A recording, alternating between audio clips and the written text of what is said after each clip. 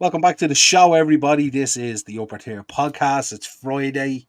Hope you're all having a great start to the weekend. It's a beautiful day here on the sunny southeast. There's both myself and Ian now. Welcome to the show, Ian. I won't say it's been a while because you were on a number of weeks ago, weren't you, for a show? We did a show, but yeah, thought I'd have you on tonight. You mentioned to me if we could do a show and stuff like that. And I said, yeah, we'll do a show, but because so many of the shows are so structured, I said we'll go a little different route where we just have a chin wag. And of course we'll talk about football and pro wrestling and as I said in the description of the video and everything in between as well. I said one of your famous sayings from your podcast and stuff like that. How are you doing, my friend? I'm good. I'm just dying to be famous again, Niall. So I said I'd reach out to you. Just dying to be famous. There ain't no fame here, my friend. There ain't no fame here. Here you've been suffering all season being a Chelsea fan, and I've been suffering the last 4 weeks. So I feel your pain. Jesus. We've dropped off. Straight in, no kissing, huh? Oh yeah, no messing about. Let's get into the chat. Eno's in. Big up Eno. What's the crack, Niall? Good to see you. Romy One Kenobi's in. Hi, Niall and guest Niall. Jacob Fatu won't be on SmackDown tonight. If that's the case. That's disappointing. Niall, have you checked out AZM yet? I haven't. You really should watch our matches. I will watch them. I promise I'll watch them. I'm gonna watch them tomorrow at some stage in the shop. I've just been caught up in stuff, and we'll be talking about some of the stuff I've been watching and Ian as well, and lots of other stuff as well. Daz is in. What's the crack? Big up, Daz. Good to see you. At Romy One Kenobi, the draft tonight starts. Yeah, it's going to be interesting. The draft is always kind of a little bit exciting. At Daz Reynolds, it should be good. Hopefully, fingers crossed. Yeah, so as you said today when we were talking about this, you said this was kind of like a Joe Rogan feel kind of thing where it's just two guys having a beer and having a chat or water or whatever it is. You're having a beer. I'm having a water because as usual I'm on call. Well, I'm kind of mixing it up. So I have the Heineken here, and then I have the Monster here. So nice. Kind of mixing it up. Very so I'm not. Nice. Yeah. Level. So the monster takes the sharpness off the Heineken, then does it? Yeah, and keeps it all nice and sweet. I don't know what I'm at. I think I'm doing a bit of a Ryan Garcia. Yeah. When we were away at the trip, the Manchester trip, when we went to the Palace game, we got these craft ciders, Italian craft cider. Now it's like £2 or £2.50 a bottle in Sainsbury's, but of course we were in a restaurant. But this was kind of like a sparkling wine, but it was a cider.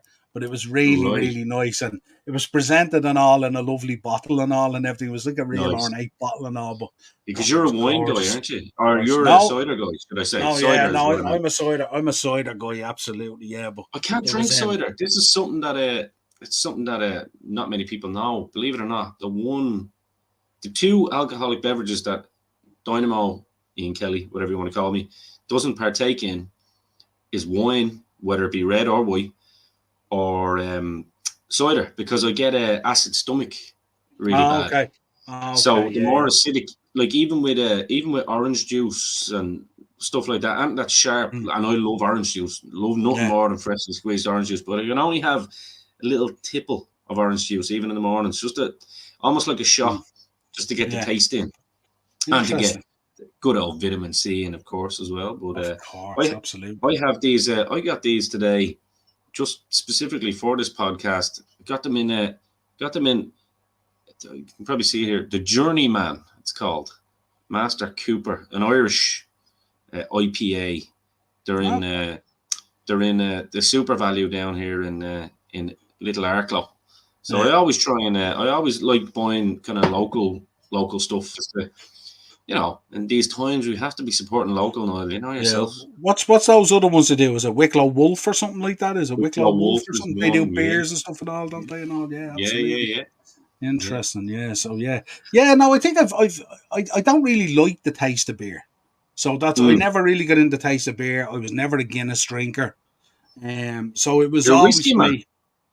Yeah, I liked it, but kind of later on a whiskey man. I haven't always been a whiskey man. I always appreciated vodka. And it always for me was always cider and kind of I think if you kind of grew up in the 90s rave scene like I did, there was a lot of this was the spawning of the Alka Pops and all that kind of stuff. And yes, kind of, Woodies. Do you remember them? first ones that Woody's. came out. I Woody's. was way before that. I was Hooch Lemon. Hooch Oh, Lemon was the very first one. We used to get bottles of that on a train up to Belfast, going to raves up there and all, and it was such a sweet taste and stuff like that. So yeah. going from that to beer, you just couldn't do it. When I first started going clubbing, actually, I used to drink Rockefeller. I used to drink Furstenberg. Now Oof. that was German beer at its finest, and that was rocket fuel. Like So kind of like Holston, but on really multiplied by strong, 10. Like really, really, really strong stuff. So yeah, but then I backed off that, and then we used, of course, when we used to go out for the matches to the pub and all back in the good days of Sky Sports, Monday night football and stuff like that. Yeah, we always used to drink Bulmers and stuff like that. Bulmers was always the tipple of choice, and yeah, it was great. And then Yeah, no, I was just saying. I remember being a kid, and my cousin's got about 6 years on me. He was kind of like, because I didn't have a big brother, so my cousin was kind of like my big brother. He literally only lived around the corner, and I'd go around to the lads like on a Friday night, and just sit with them and listen. And I'd have all my wrestling magazines with me. I'd be like, "Oh, did you see that? Did you see that? Did you see that?" And they always, in fairness to them, they always had great time for me. But the boys would be drinking those Woodies, and like they had every different color. Like remember, they had a red, a yellow, green, blue, whatever. And I always pink grapefruit. Pink grapefruit was that the was one. it. And I always remember going, I can't wait till I'm old enough to drink them. And then the funny thing is, when I got old enough to be because like to bring it back to the days of the old Irish wrestling scene, it was only NWA Ireland, of course. Like a lot of the lads, it's funny. I'll kind of segue here because, as you know, that's what we do now. It's only, you mentioned you've only grown a taste for whiskey the older you got. I'm the same. I never used to go out and order a pint of Guinness. If I was with a certain company, I'd be like, I'll try that. But I didn't. It was like, it's Guinness. It'll fill you. It'll line the stomach. Now it's the only thing I'll order. Because it's, it's like, as an Irishman, you order the Guinness. That's a good one. That's a bad one.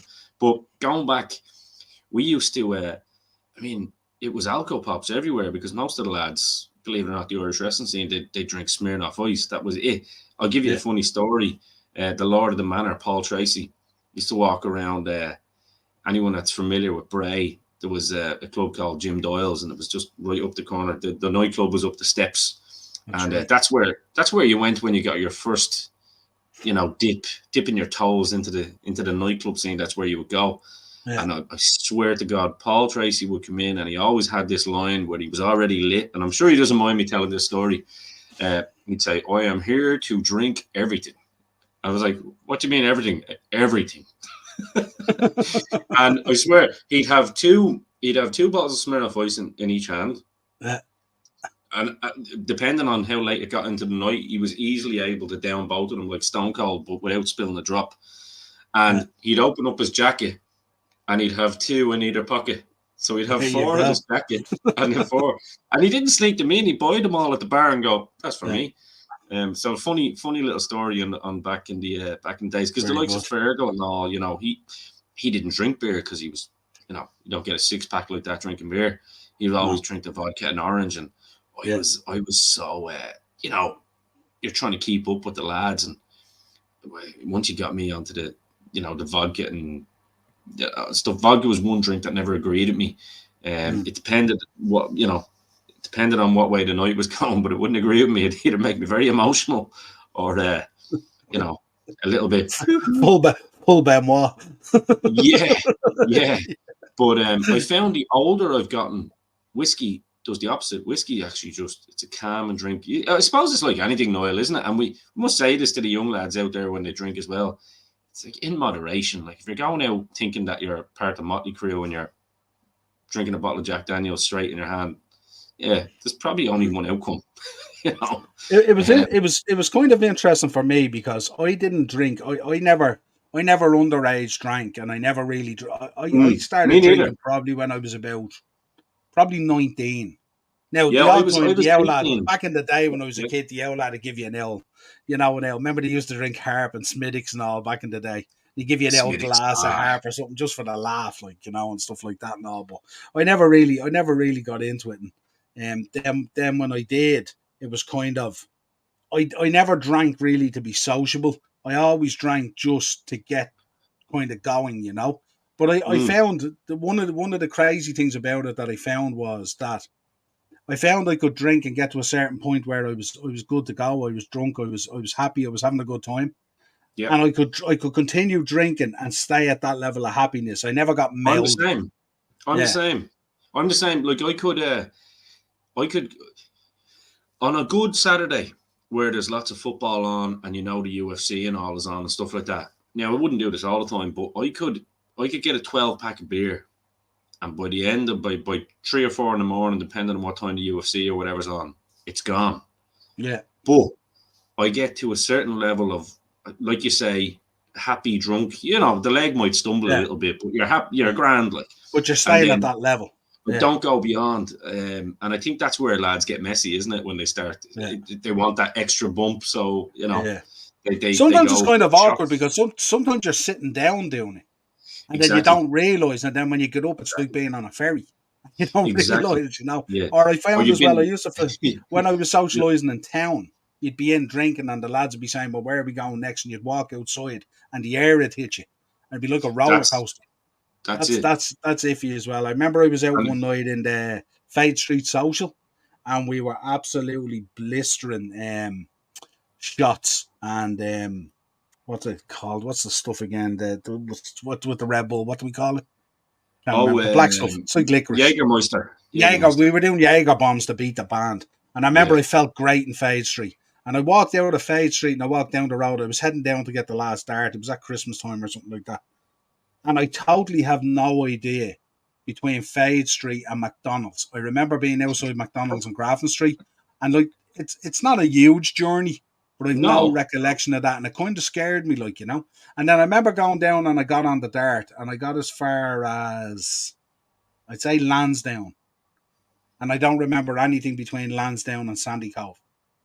And I was thinking, this is not good. This is not good. And certainly not the thing to be doing. But it was crazy. That gave me a bit of a wake-up call. But I don't drink that much. I only drink about maybe 5-6 times a year, maybe. Because I'm always here and I'm always on call. Like last night I was sitting here watching telly and Ben rang me to collect him. He was in town. It was his last day of his college and he was out with the lads and they were on they were in Weatherspoons on Camden Street and then they were in McDevitt's and stuff like that and all. And he said, would you mind popping in to get me? I don't want the hassle of it. And I said, yeah, no problem. Because at night time, at that time from here to town is like a half an hour back and stuff like that. So it wasn't too bad. So you're always on that call. So you can't really sit down and have a bottle because you kind of know what's coming.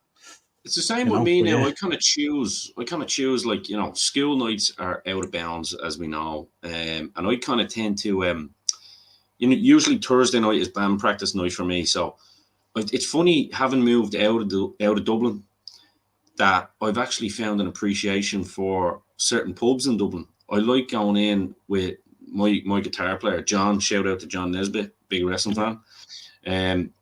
He works in the Foggy Jew, so I'd pop up to him and we'd have a Guinness or two before we go in and practice, or we go to a different bar. And we find that you go to these old Irish bars and they're just absolutely immersed in history, like Cleary's down on Amiens Street across from Conley Station. I mean, that pub hasn't changed the interior since the Michael Collins days, and that's where the boys used to drink. So it's kind of cool, and doing a Tin Lizzy tribute band, Niall, yourself, you have to get into character and understand where Phil left, but then draw the line at heroin. I'm not that good a method actor. So. But this is a nice segue. Talk to us about the band. I know you've been in a few bands at this stage over the years, yeah. Generally much heavier than a Tin Lizzy tribute band. Generally, from the videos I've seen. Anyway, that's for sure. But talk to me about that coming together. Where did the choice come from? How did you arrive at a Tin Lizzy tribute band? Not that there's anything wrong with it. I'm all in on it. Fill in and stuff like that and all. And look, I have the shop in a shopping centre that's renowned for Tin Lizzy and the down the line market and where a lot of these great bands and musicians start and stuff, which saddens me why it's getting demolished and stuff like that and all, because it's but then again, it probably saddened people when it was getting built also. You have to remember, you know what I mean? So it's kind of like, absolutely, it's weird, isn't it? It's just cultures. I don't know. Well, I'll show you this little lovely piece here. Fix the camera. See that? Right in the middle. Oh, very good, yeah. Nice. Painting. I've always been a Tin Lizzy fan, but like just a fan of. I knew all the stuff, but I found because my music taste, as you know, varies. I can go from, my next project is a Take That tribute band. You know, I'm going to get the hair highlighted and everything. I'm going full Gary Barlow. I'm only joking, but I could listen to, something like Take That, for example, and go, ooh, appreciate that. I'm a fan of the voice. You know what I mean? The singer, not the show. Yeah. And but my music is generally, I like the heavier music. I'm not into any of that rap stuff or anything like that. Old school rap and all, I appreciate. I was always a big Tupac fan, and Wu Tang and Biggie and NWA and stuff like that. Yeah, Biggie as well. But my music taste is quite diverse, and I found myself wanting to kind of challenge myself, actually, because the previous project we were in, it was kind of a lot heavier, and myself and the drummer, we had a bit of a falling out with the other boys, as happens in bands. And he goes, remember we were talking about Tin Lizzy? And I said, yeah. And he goes, why don't we do a Tin Lizzy tribute band? Because there's a lot of money to be made in tribute bands too, as you know, being around town a lot. Like, there's always gigs. So he said, you know what, that's a challenge. That's a challenge and a half. And it's funny because people think of Boys Are Back in Town and Dancing in the Moonlight, Chinatown, and stuff like that, and just think that they're catchy songs, but the music is very intricate actually. It's, for anyone out there that doesn't really, for any of the music fans out there that just think that they're catchy songs, if you could play these songs on a tin whistle, because that's the melody that Phil Lynott wrote them in. Do you know what I mean? Yeah. And I found myself getting really into Phil Lynott, believe it or not. That's actually how you're meant to say it. I found myself actually getting into the story, and you listen to, like, he's 36 when he died. I mean, I'm 4 years on him now when you think about it. And you think of the genius of, like, all that stuff being written in his 20s, and, an absolute Irish hero, especially when you think of now, one of the first, probably the first black man in Dublin, really, and coming out with that big, thick Irish accent, and I found it a challenge, because it was like, right, I'm a very baritone, deep voice. I was like, I reckon I could easily do that, and but I got a wake up call when I went in. I was like, it's not as easy as it seems. Lad's actually a really good singer. He's not your. But when you listen to singers like Bono and stuff like that, you can tell that they all took stuff from Phil Lynott. And so we just got a group of people together. You know me, I know everyone on the scene anyway. So I knew the right people to call. And here we are. So it's really fun, and it's a nice challenge, and it gives you a break from trying to write your own stuff. I mean, I'm always creative anyway, as you know, but this is great. Like, and it's not even about the money side of it, but it's kind of cool knowing that you're getting calls to gig, in different. This is the great thing about it. When you're in the metal scene or the hard rock scene, whatever you want to call it, it's very cliche and niche, as you know. There's only certain venues that will probably take you on if you're going to blast the windows out. Whereas when you're doing something like this, you're kind of networking with different tribute bands. Who, we're doing a tribute band with Def Leppard now in August down at the Grand Social, which would be really cool. It's a great little venue, and we're doing a gig actually on May the 11th in Monaghan for a biker club. So that would be interesting. We're playing with an AC/DC cover band. So, nice. I mean, it's really cool. And it's a really good night out, because you could be a randomer and not know many Tin Lizzy songs, but you'd be like, oh, I know that. That's cool. And we got a bit of Tin Lizzy and a bit of AC/DC going on as well. So I suppose for me, I'm very passionate about, the story of Phil Lynott, and I suppose, like you say, the older you get, you become more engrossed in your culture.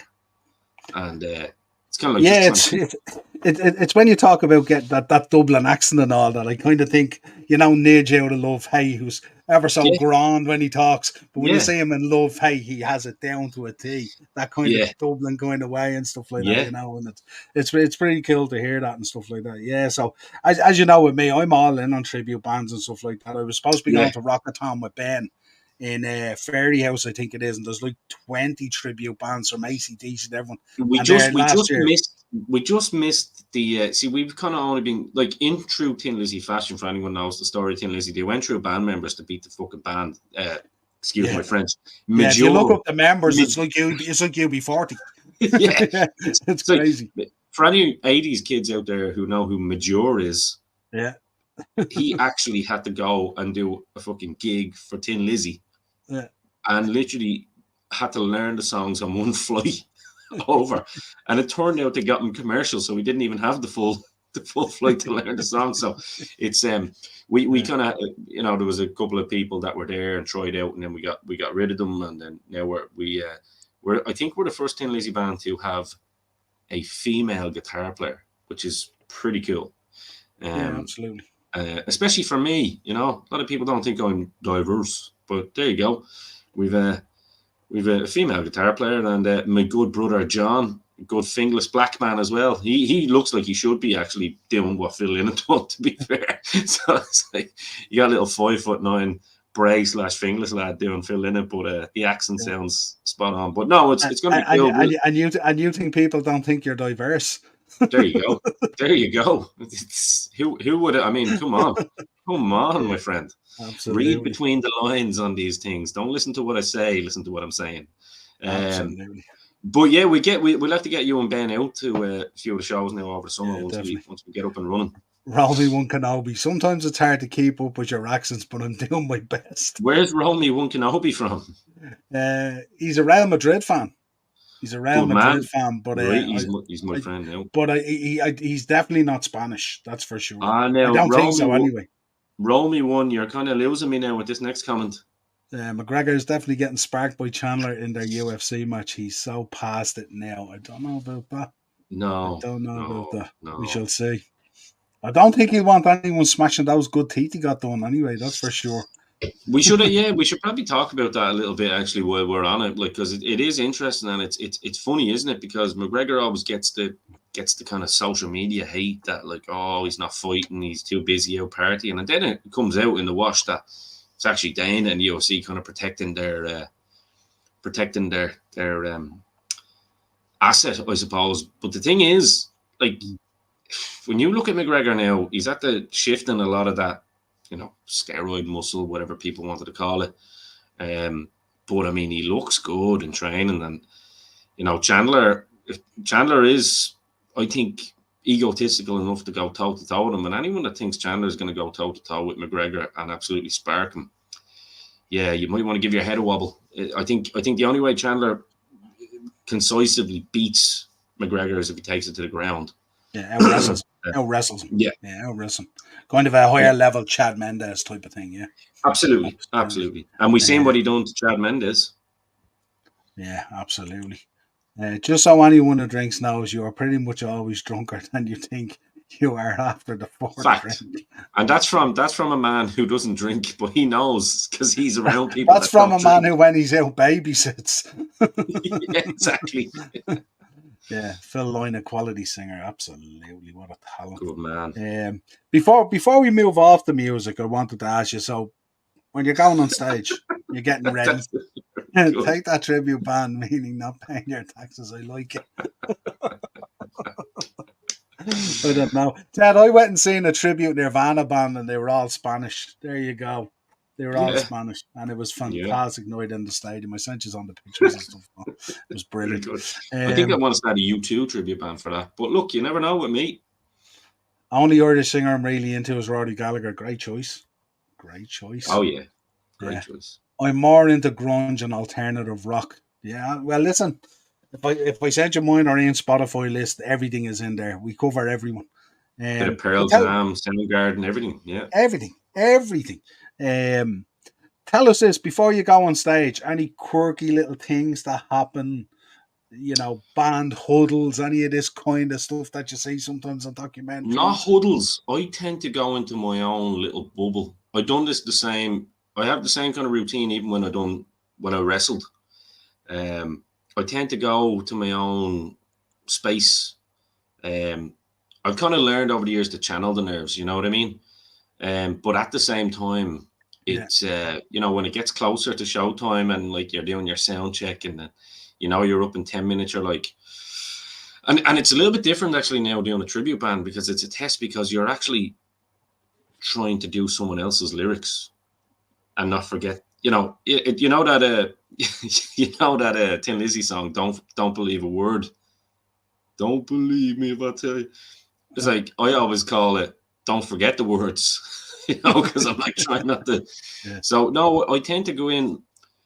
I go into the bathroom for about 10 minutes. I kind of, I know this is going to sound weird. I kind of say a little prayer, and not in the Jesus type. I kind of almost talk to God in my own way, going, make it go all right. Make sure I don't. Bit of positivity. Exactly. And then I never drink too much. I have maybe 2 pints, and then I bring a third one on stage, and then on stage I sip that one. But I also have about 2 pints of water in between it. Just to keep the voice lubed. And but once I'm on there, it's like, all right, it's game on now. Once I get the crowd reaction, it's like anything. But yeah, no, there's no real band hubbles. It's usually like, good show, lads, let's go, lock in. No rituals as such, other than maybe, as I said, I go into the bathroom, have a moment. People probably think I'm mad. That's okay, because believe it or not, you can still have God in your life without being religious, So I always do that. Yeah. What about, I mean, obviously, what's the pressure like to deliver a performance that justifies the tribute, basically? Because obviously there's a lot of tribute bands out there, I would imagine, that are really, really, really good.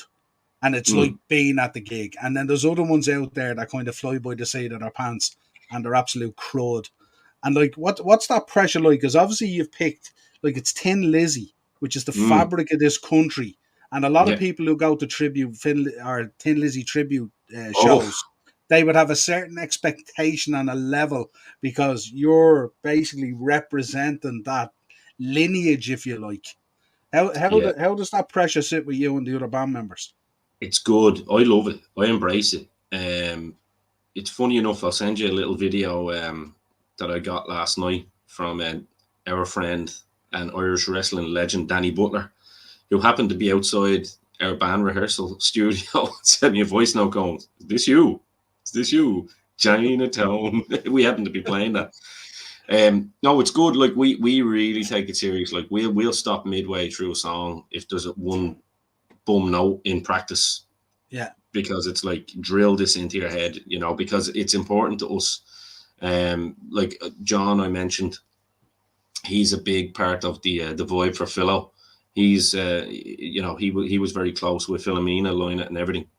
Because she saw him as a young kind of black man in Finglas as well, and kind of a lot of, I suppose, he won't mind me telling this, I'm sure, reminded him, I suppose, in a way, he didn't say that, but I'm sure it did remind him in a way of her boy, so his reputation is always on the line when it comes to these shows as well, because as I say, he's part of that Vibe for Philo.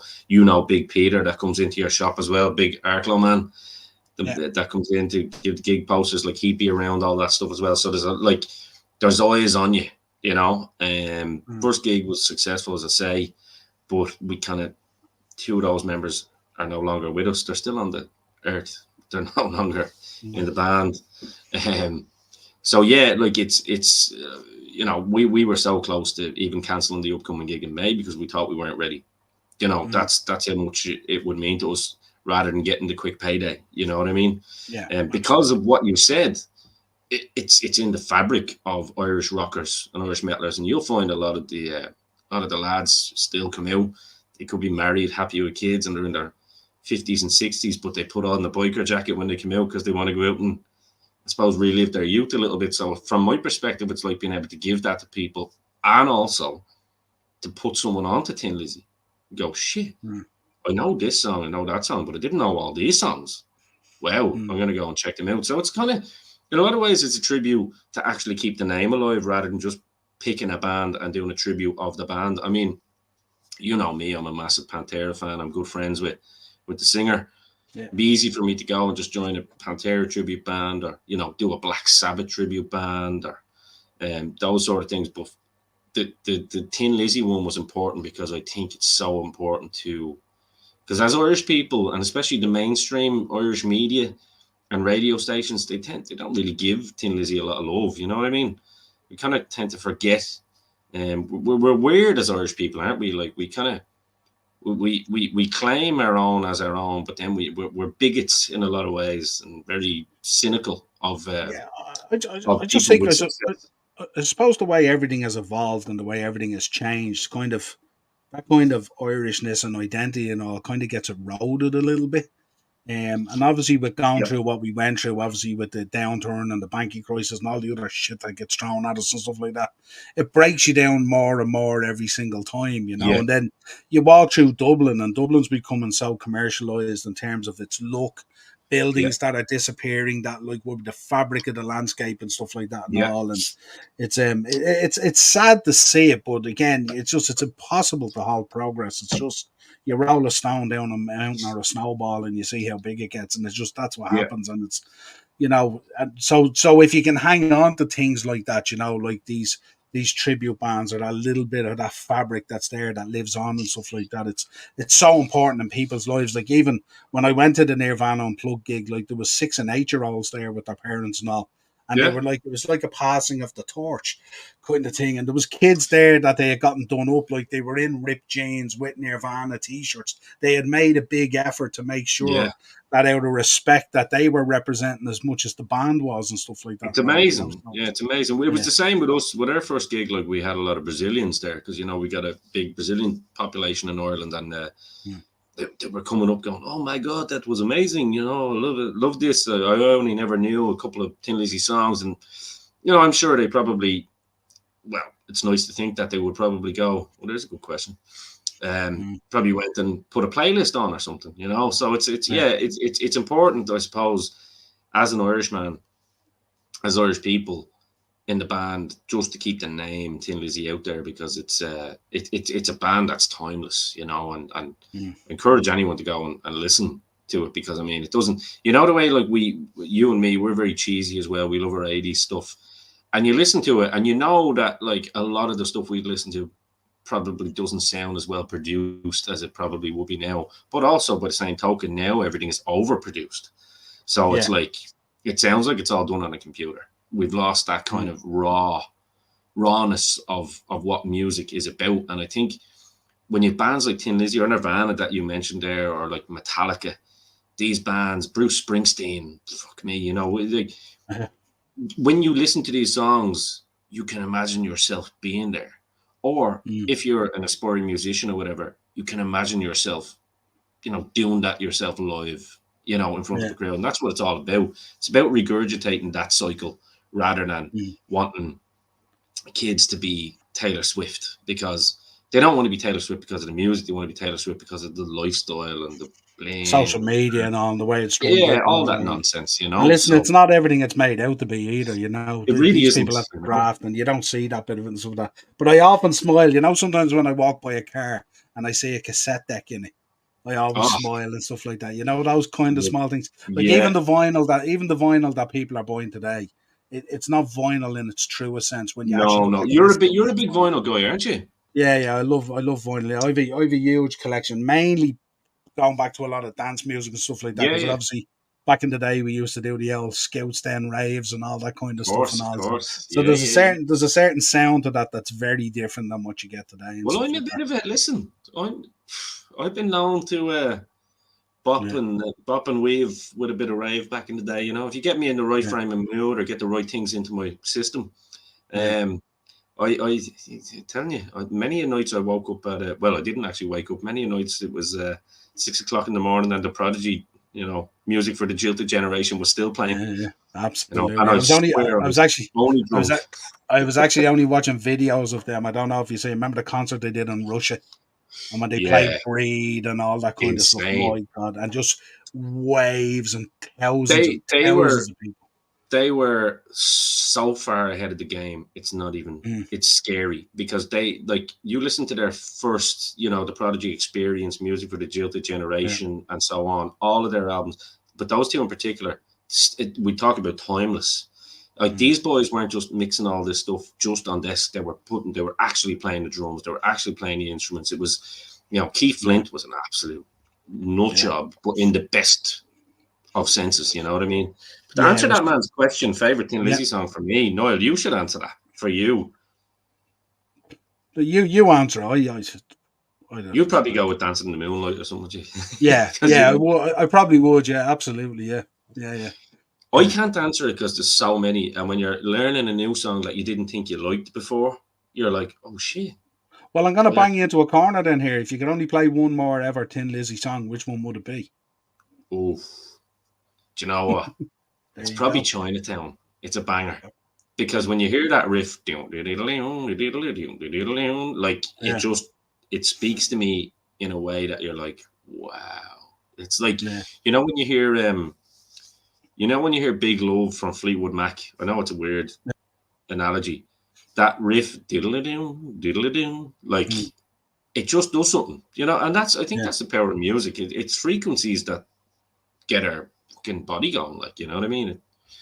It's amazing, huh? Oh, Jesus. Every time I see McGregor, it's like he just snorted a fridge of powder. Not at the moment if he's going back into the UFC. Do you think we bring any Fioinor players to the club, John? I don't know. I think we've been linked with a couple of players. I'm not too sure. I don't know. We talk about a bit of football, will we? Yeah, absolutely. Because it's not like I can get one up over you, or because you're in a better position than me. I was enjoying the positivity of the chat. I didn't really want to bring the football. I've been let's make it positive. Yeah, absolutely. Let's make it positive by moving along. We talked about football, and now we're moving on. Absolutely, yeah. Look, I don't know what to make of this whole situation. Look, I don't know how many podcasts I've done in the last 10 days in relation to Liverpool, more than I normally do anyway, that's for sure. But it's kind of like Wednesday affected me greatly. And it was just the total capitulation and the cowardness of it and stuff like that. And it affected me so bad I didn't really sleep right. I was up at 5:00 that morning working on podcast stuff and all because I just couldn't go back to sleep. So I pulled up the blind here, the sun was coming up and all that kind of thing. The dogs were panned out on the bed there asleep, and I was just working away on the laptop doing stuff and paperwork and all, and I just said, I can't sleep. And it was irritating me, and listening to Klopp talking about it and listening to Van Dijk talking about players looking in mirrors. If I had been in that dressing room on Wednesday night, I would have upended a lot of the lads. They wouldn't be playing tomorrow because they'd be in A&A or something like that. It was just shocking. But listen, I don't really mind where players come in from so long as we get the right players. I don't know a whole lot about Arne Slot, so I can't really say a whole lot about him. But look, I watched a deep dive video today. Actually, I'd see if I can give you this guy while I'm talking to you. I have his name, and he's quite good actually. I'll go to my history here. Basically, he's this guy who deep dives into tactics only, and I think he is actually a registered scout. But he's a lot more intriguing and easier to listen to than just your average football fan who's obviously going to be biased in their in their analysis. But there's a guy called, here we go now. Ignore the background noise because I will pause it as soon as it pops up because it was a YouTube video. But here we go. Football Meta, it's called. Don't mind giving him a shout out. So football Meta, META, very, very good. Broke down Ruben Amorim, but he talked about Arne Slot, and he said he actually thinks, funnily enough, he thinks that Amorim, because Amorim is now the favourite for the Chelsea gig. But he actually thinks that this works for both teams in terms of the squad that they have without a mass exodus of players. Because Arne Slot plays a lot more with the forward at the back. Because it's a complete culture change for Liverpool then to suddenly go three at the back. It might help Van Dijk out. This is what he was making out. It might help Van Dijk out with longevity. Same way you saw with Thiago Silva when Tuchel was playing him in the centre and having the two boys working around him. But I don't think Van Dijk is at that stage yet. I think there's enough legs in the midfield to. But he reckons Endo could have a big part to play under Slot, which I found very interesting. Endo and McAllister. because he was saying, like, if you look at McAllister, you can't, he's not a 6, he's not an 8, and he's not a 10. He's a mix of everything. He's just, you know what? He's a dynamo. he really is. Yeah. And it was very interesting the way he kind of said it. And he goes, and if he can get his own kind of dynamic wingers in and stuff. And so I think you're right. I think the shock of it all probably made it like, who's this geezer we're getting from Feyenoord? But at the same time, you know, Klopp was a name at Dortmund, yeah, but he had been in the Champions League final, sure. He had won the Bundesliga once, sure. But it was still a huge risk when there was names at the time. Because I remember you even saying to me, I'd take Mourinho ahead of him at the time. So, I mean, Edwards is quite... I mean, I wish we had a sporting director like Edwards that would actually pinpoint what we need. Because as much as Klopp was successful in your era, so was Edwards. And I notice you never really give out about Edwards too much.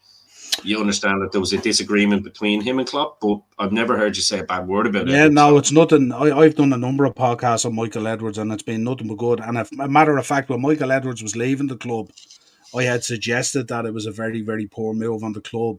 And the way the power struggle went between him and Klopp and Linders and all that kind of stuff and all, and a lot of Klopp's success is on the back of Michael Edwards and the work that he did and stuff like that, without a shadow of a doubt. But I think Mo Salah from Fiorentina or Roma it was Roma for what?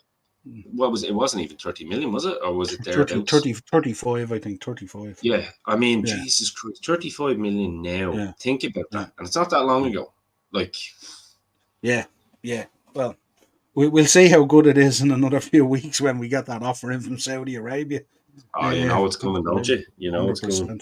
As long as he holds Raheem Sterling by the hand and Romelu Lukaku, I am happy out. Yeah. No, I mean the only thing I've read into him is basically he seems character-wise he seems to be quite like Klopp, and in the way he plays and the way he sets up is very like Klopp as well. So maybe they're looking for another year or two, maybe 3 of a continuation of kind of what was there before they really assess going in an upheaval different direction and stuff like that. But from what I seen the other night, there's a number of players out there now at the moment that certainly shouldn't be carrying first team badges anyway, that's for sure. So we'll see what happens in the summer. It's, we started out with a midfield rebuild. I think there's going to be huge questions now over the forward line and also over some of the defensive areas and stuff like that. So a lot of work for Michael Edwards to do. The one thing they were looking for, the difference with Amarin and with Slot was, apparently with Amarin, all the financial stuff is the financial stuff that gets sorted out, but Amarin wanted more power in relation to player recruitment. Mm-hmm. And they're not willing to give that up because this is what they've gone away with. This is where they went with Klopp. And where some of it worked out okay, a lot of it kind of fell on its ass, really, So that's part of it as well. And I think what you're getting with Amarin, it's kind of more of a manager. I think with with Slot, he seems to be more of a coach. Which is what you need. Yeah, and I think a lot of football teams are probably going to go that way as well, because the days of just handing over the keys, the crown jewels to a manager to go do what he does, you can see the problems that you get there, So it's somewhere in the middle, a nice mix of it and stuff like that, where there's input and you get what you need and stuff like that, and you're supported fully. Yeah, but a good bit of sense checking and analytical stuff. Like, we kind of went away from analytical stuff because we lost some key guys in that area. So that kind of fell on its backside. And I think sometimes we started buying players, based on the eye test as opposed to based on what we really needed. And that's why we found ourselves, if you look at our forward line, we're so heavily weighted on the left side. So we don't really have an alternative for Mo to rest him and give him a chance to recover, or challenge him and make it more competitive. Like, he's on the sheet every week. He's been on the sheet every week. There's not really any competition there for him. Whereas if you look on our left side, we've Luis Diaz, we've Cody Gakpo. You could argue Darwin Núñez. You know what I mean? And then up the middle, there's no true real up the middle.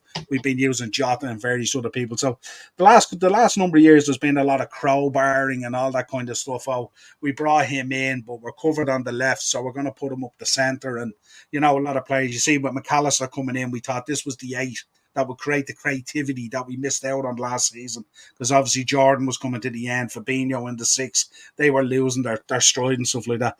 And then straight away we started putting McAllister in the 6. So straight away we're on the back foot because we're killing his creativity, you know. And then we persisted with that for a while, and I'm sure he wasn't happy either. But it'll all sort itself out. Look, it is what it is. As I said all the time, I followed Liverpool all my life. I'm not going to suddenly stop following them just because Klopp left. You know, it's just, whoever comes in, they'll get the full support and all the podcasting that goes with it and everything else. Well, I mean, you're talking to the man of sorrows about emotionally invested in a manager, and then, you know. Yeah. But I think with this particular manager, he is out of time. yeah. This Spursy. We're not allowed to curse on this because we can say bollocks. Actually, YouTube doesn't understand that algorithm yet. You can say anything you want. You know why? Because we're not monetized, so they can't demonetize me. So and we're a good bit into the podcast now, you know. So you know, so we start off. Feel free to unload. No, it's the same. It's funny actually. Just to go back, isn't there something kind of ironic in what you just said there, that you need a coach at the moment, someone that will work in tandem with the board, whereas we actually are the opposite. We need a manager, someone that will put the two clowns that are sitting upstairs as directors, technical directors. So it's like I said to you before, so easy to bang on about Bowley and like Bali and blah, blah, blah. But the two morons that don't get any hate from the media is Winstanley, who came from Brighton, and Lawrence Stewart from Monaco. Now, Lawrence Stewart is solely responsible for the Chuckle brothers, the French version of the Chuckle brothers that were played at the back against Arsenal the other night. Alexander Disaster and Badia fucking... I don't even want to say his full name. I'm that angry. You know, now I will get on to the coach after. Trust me, I'm not one of these. Well, Poch deserves this. Poch deserves nothing, but to not get another job in football unless it's commentating or something. And even at that, he put you to sleep. Just before you continue on Daz's comment there, Seth will end up wherever Becky is. Because obviously we're having the kid and everything now and all. Both of them will be on the same show. Seth's going to be out probably for 6 to 12 months, obviously, with that knee injury as well. So I don't think him in the draft is going to be kind of irrelevant. Yeah, really, especially with the baby and all. Yeah. But yeah, no, 100%. It's absolutely crazy that these two guys are here. That they need to be sacked in the summer, and by all accounts, I don't know what's this All Music Collection. Good man. By all accounts, I'm sure. I don't know whether you heard the noise today, but it's from very good sources, Chelsea sources that I usually trust. I've said that Clear Lake have now decided to bin the under-23 player signing policy for next season, and are being heavily linked with Joshua Kimmich. And as we know, Bayern Munich are at a state now where they need to get rid of some players. They're going to go through a rebuild of their own. Whether Kimmich came or not, it's the fact that we're being linked with a player like that excites me. 28 years of age. But it also lends credence to the talk that Michael Ballack has been talking to the club a lot. And as you know, Michael Ballack has getting a lot of praise. I think we talked about it before, didn't we? Maybe not on the podcast, but we talked about it, that he was getting a lot of praise behind the scenes for his talent ID. So I think you bring a singular sporting director in like him, he oversees it, and he's a club legend. So it's not just the fact you're bringing a club legend in just to appease people, but you're also bringing someone in that, you know, clearly is fit for the role. Must give a shout out to Joe Shields, who came from Southampton. I mean, he's the man that's responsible for Cole Palmer. And he's not actually one of the sporting directors. He's a director and head of scouting. But talk in the town is that he would actually be bumped up to underneath Ballack, if that's the route they want to go. So I like that. Whereas, like, it doesn't take a genius in Winstanley to bring in, what's he say? As long as you don't play like Def Rebel, it's all good. But it's one of those things, Shout out to the king. Look, he was in the chat. Man. Carl, you know it, baby. Only 2 for the moment, but I got a little bit emotional today, actually. A video popped up on my suggestion on YouTube. I was actually looking for an image of yourself, Ian, to create the thumbnail. And a video and popped you got up. The old images of the boys. And it was Carl. No, Carl's video popped up where he was announcing that we were all going our own way instead of the Dynamo Podcast Network. And it was a little bit emotional, I have to say. Now, a little bit emotional. Big up, Carl. Good to see you, my friend. It is actually emotional when you think about it. But yeah, no, I think going that route is much better.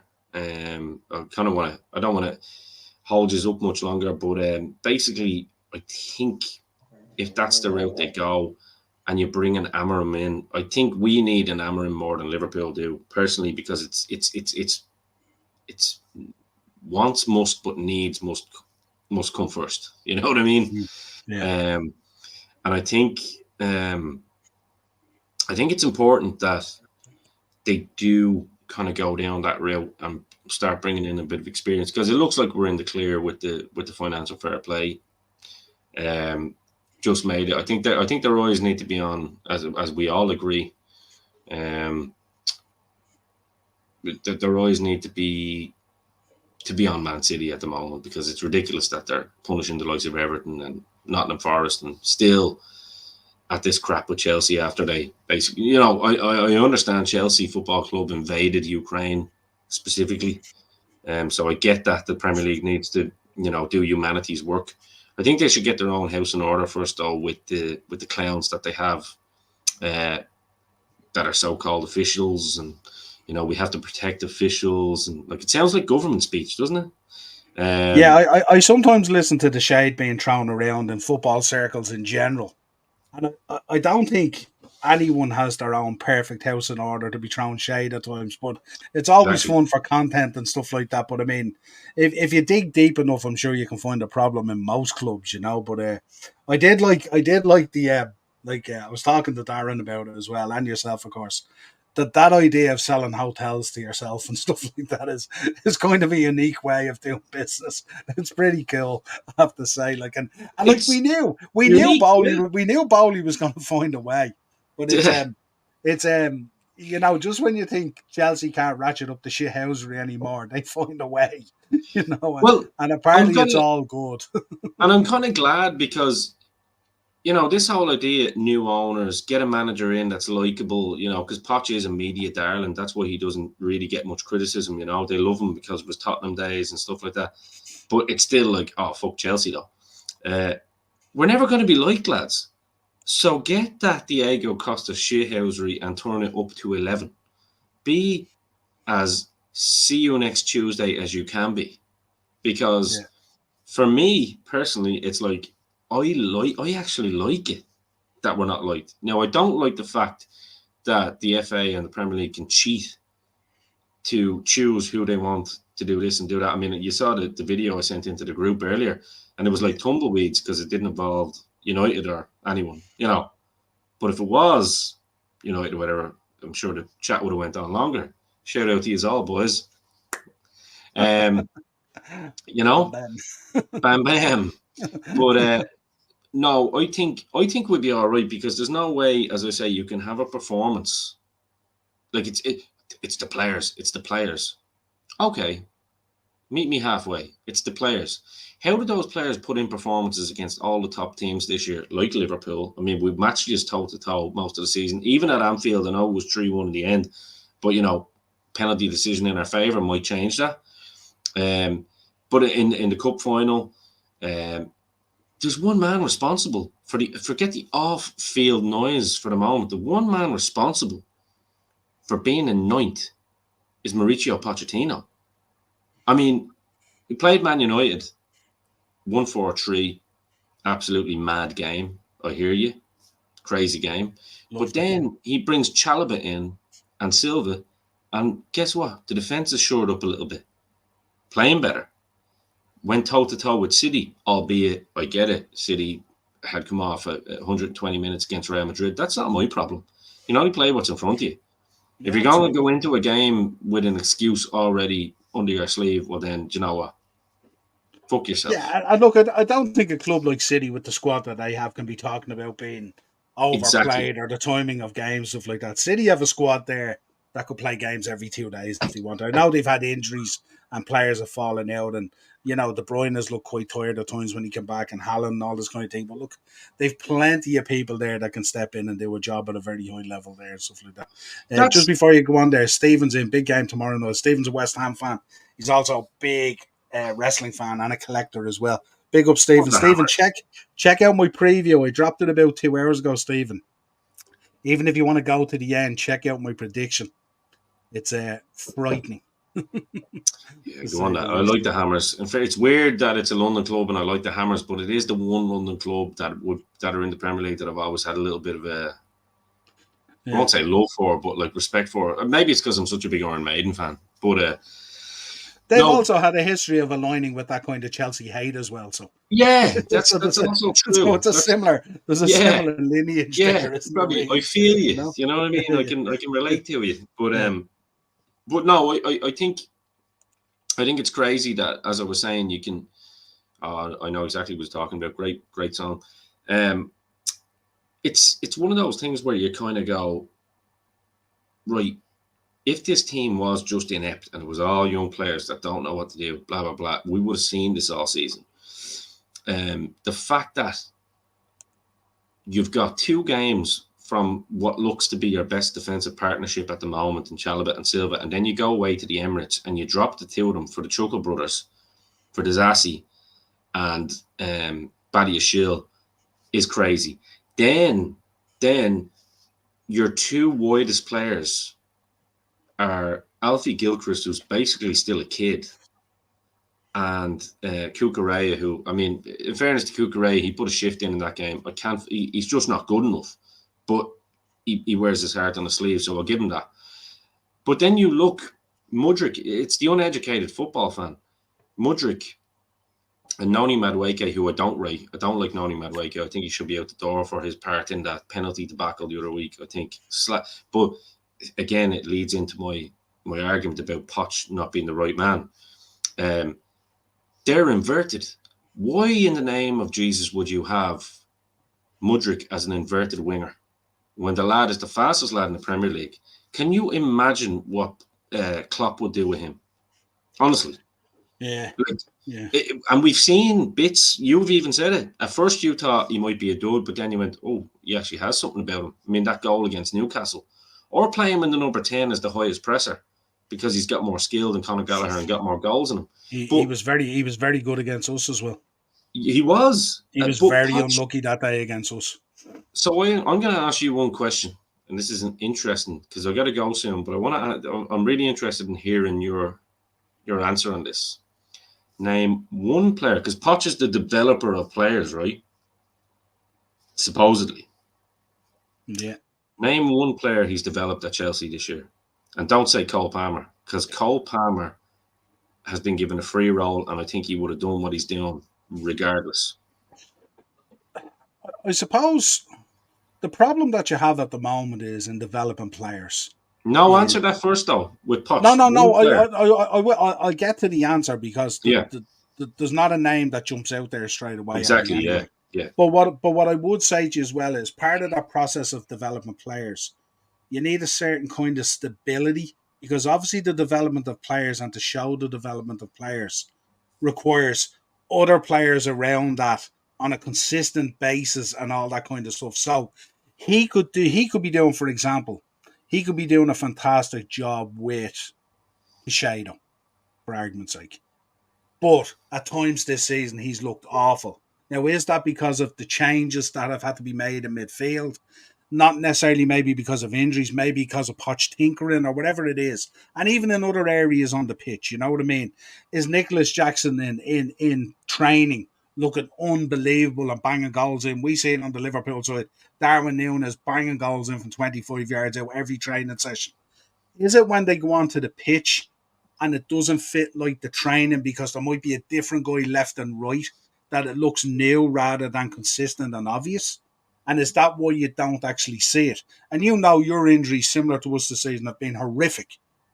And in really key areas with really key players. Well, I think And to be honest, Chelsea's injury list is worse than anyone when you think about it. It's 11. possibly, It's the possibly, first game. possibly. Well, I mean, you're talking about We started out horrific, if you remember. same with us. I think from week one we were missing like 11 players or something like that. Was something crazy. Same with us. Yeah. But I know it's not about one-upmanship. No, I get it. Like, it's not about our injuries are worse than yours. But yeah, same kind of thing. But guess what? Now, go back to the question though. Who has he developed out of these players that have played all season? It should have been easy to do to have one standout other than Cole Palmer. But guess what? You can't name one, and the reason is because he changes every single game. He changes his shape every other game. He went 3 at the back against Sheffield United because he bottled it at home to Burnley. Because he was too passive. He then went 3 at the back against the lowest scoring team in the Premier League in Sheffield United. And basically almost lost the game. And then he G's them up for the FA Cup final. Or for Man United. Like, it's baffling to me. This man is he's the epitome of a clown. He's a clown. And like I said, I hope he never gets another job in football. And if it is, it won't be in the Premier League unless it's on it'll be the lower half of the table, because the likes of De Zerbi and all those guys are ahead of him in terms of their actual ability. Because what you really need at a club now like Chelsea is going, right, they are young, perfect, grand. I agree, but I am going in with my philosophy, and we're going to set a system the same way Klopp has, and we're going to live and die by that system, regardless. If we have a bad result, doesn't mean I'm going to change the 3 at the back next week because, you only change your system if, like, it's dire. You know what I mean? Yeah. Same problem United have. And I know Klopp and Pep have been given time to do that over the course of a long time, but the writing is on the wall with Pochettino straight away, and it's the worry that everybody had. And shout out to Morris, he said it. There's nothing in this man's history or DNA that shows that he will get you to winning trophies. Nothing.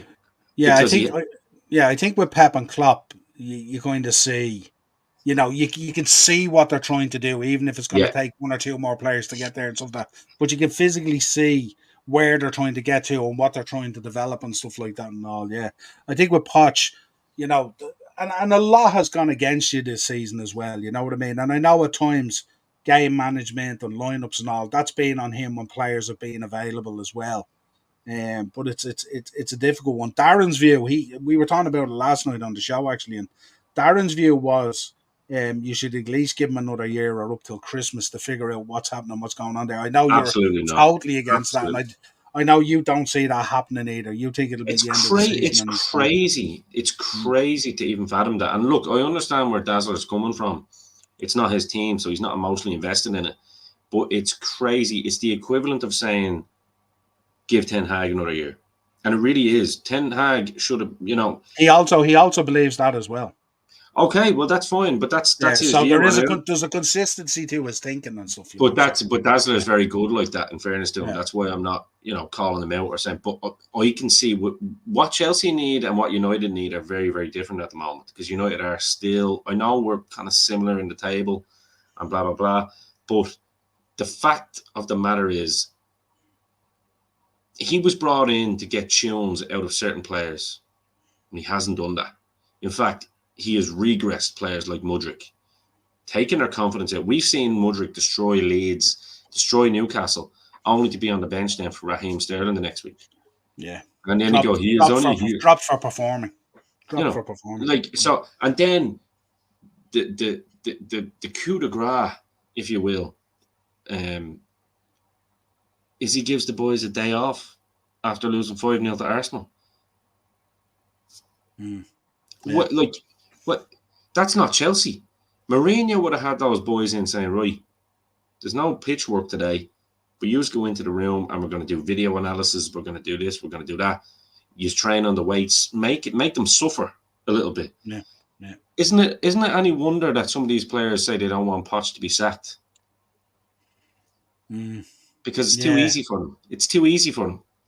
Yeah, you kind of get that cloaking across you, that veil of protectionism and stuff like that. You know what I mean? It's like I even seen it the other day. Remember when Thiago Silva was in tears? I was talking to you on WhatsApp about it. And We were Madueke talking was in the laughing. background laughing with Grealish Grealish. and all. It's a different mentality, isn't it? It's He's a different mentality. he's a horrible young lad. God bless him. And I mean horrible in his attitude on the pitch to his work.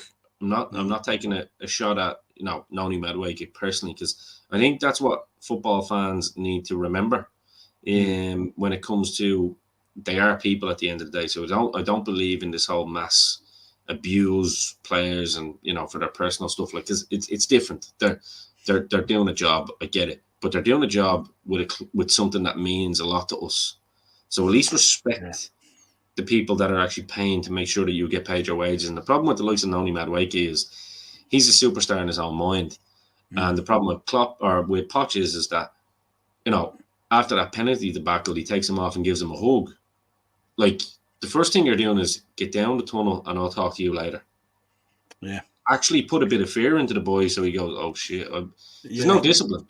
And, it doesn't have to be hairdryer treatment anymore. I get it. Everyone kind of, has a vagina instead of balls these days, like when they're footballers, because they need to wear their Prada and, they're worried about their image and stuff. But I'm sorry, yous are well-paid lads. Get out there, man up. Roy, I can't put any more superlatives on it that a Roy Keane meme would do. It's baffling. And I think, by the sounds of it, with an Amorim or something like that, he will go in and go, right, you see you later. You see you later. I mean, I'm talking like Chilwell and everything. Chilwell, the likes of Chilwell and all need to go. Yeah, absolutely. Because we cannot like, how many periods does Chilwell have now every time he comes back from injury? He has 5 minutes, shits the bed, and then all of a sudden he's bleeding again. Sorry if I'm using disgusting analogy here, but it's true. And this is what I think about some of these players. They're all kids. That's the problem. Chelsea have no kid. Chilwell's 28. They're not kids. It's not a bunch of 18-year-old players. It's not a youth team. Like, I've said it before at times. 25-year-old players these days at times are being called youth. It's crazy. Mad. And then I see Rashford is still youth, didn't he? Yeah, and you see the likes of these players we were used to, the Michael Owens, the Robbie Fowlers, the Gerrards, the Lampards, all breaking through at very, very young ages and stuff like that and all, and just hitting the ground and getting on with it and coached. But it's a kind of there's an inherent upbringing there as well, isn't there? Oh, 100%. 100%. It's like, I look at Alfie Gilchrist the other day, and I know he had a tough time against Trossard, but that will be a learning experience for him. It's like, it's like Raven used to. I used to watch a lot of The Secrets of the Ring with Raven, to use a wrestling analogy, and he said, like, these guys are more concerned about, what coat they're going to wear, or actually, he wasn't even concerned about what coat they were going to wear. It was like, oh, I want to make sure my flip looks good in the ring, or blah blah blah, but I'm afraid of fucking up. Never be afraid of fucking up, because that's how you learn. You know what I mean? And the likes of Gilchrist and all getting played, yeah, it sounds like Poch is doing a great job with Gilchrist, but it's purely because there's no one else. And it's cheers, Morris. Yeah, we're always in touch. But look, I'm gonna have to let you go. I'm sorry for the rant. Yeah. No, it's good. This is all good. I love all this. You know what I mean. So we hardly touched on. I mean, we only touched on a few bits. So we'll do it again. These are good. We'll do this again. Maybe next week we'll come and we'll hit some more wrestling after the draft. Bit of wrestling. I wanted to talk about TV and movies and our love of conspiracy theories and all that kind of stuff. So how about we make a deal then? How about we do it same time, same bat channel next Friday? Because I got the time. As CM Punk says, I got the time, because I'm all about this, and might be a bit clearer after the draft. Here, before I go, lads, speaking of movies, I'm going to give you one that you all need to see.